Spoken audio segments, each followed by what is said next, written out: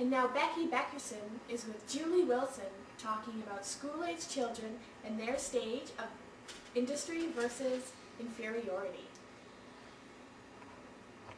Sparkles and Bubbles, I met with Julie Wilson, a kindergarten teacher, to discuss Ericksons' fourth stage, industry versus inferiority. I wanted to know how school-age children built on the stages that came previously. What happens if they developed it properly? What happens if they haven't? Julie, what can you tell us about Ericksons' fourth stage of industry versus inferiority? How does it affect children that are beginning kindergarten? When I taught kindergarten, I noticed that there were children who were unable to do some of the basic tasks that we would mark them on. For instance, cutting with scissors was often one of the big ones that the children were unable, especially the boys, to master at the beginning stages of kindergarten, September, October. And I often noticed that children who were unable to master those skills would get frustrated, and other behavioral problems would arise from incidents like that. Like if they were cutting, they would get frustrated that their circle wasn't as good as their neighbor's circle, and then they would lash out. Moments later, they would steal their neighbor's snack or have other issues on the playground. So 5-year-old children are already beginning to make those comparisons with their peers? What you're telling us. No, and I think as part of our society, we teach children at such a young age to always be comparing themselves to their peers, and I think part of it's the society that we live in. We're constantly doing that every time we look at a magazine or anything. Oh, I wish I could be skinny like her. I think that's part of North American society. For you as a kindergarten teacher, what are you looking for? What tells you that a child is developing a positive sense of industry? A child who is doing well is someone who is able to focus on tasks at hand, whether it's on the playground or in the classroom. They're able to show their skills and their abilities to interact with their peers, that they are able to master tasks in groups, in group activities. Often in school situations you'll see tables of groups and desks pushed together. Children are being asked in schools nowadays to work together way more often than even 10-15 years ago, because that's the way the workplace is going towards as well. And so group activities, children being able to work well with groups and with others is so important at such a young age. So a teacher will often be looking for students that are able to interact well with their peers, that are able to just be socially cognitive of what's going on around them in the classroom. For example, I had an ESL student who wasn't able to speak English very well, and yet she was one of the strongest students in my class because she was able to get along so well with others. She had tons of little friends in the class and stuff like that. Julie, what about the issue of temperament? I mean, a child could be developing very healthily psychosocially and still have their own unique temperament. They may never really be a social butterfly.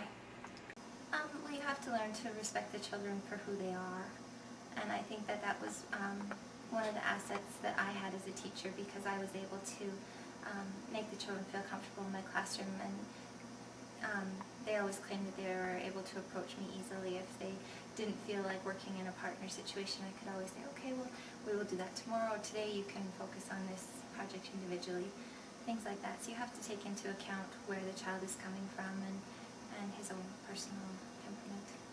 So there we've got what's healthy and normal, and we've got what's individual. What's a red flag for you as a teacher when a child isn't psychosocially developing? What does that look like?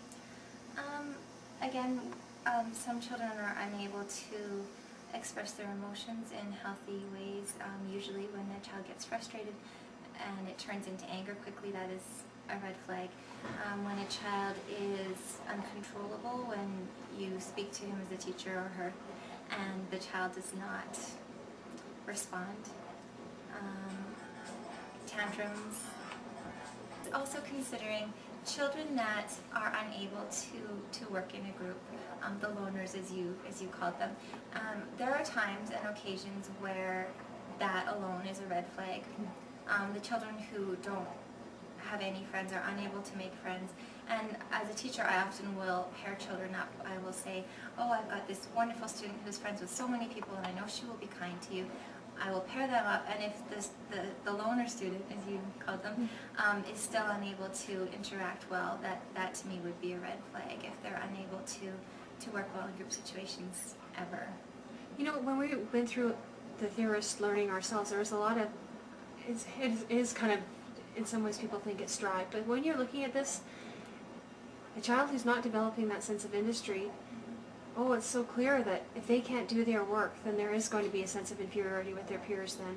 Yeah. So he was onto something. Yeah.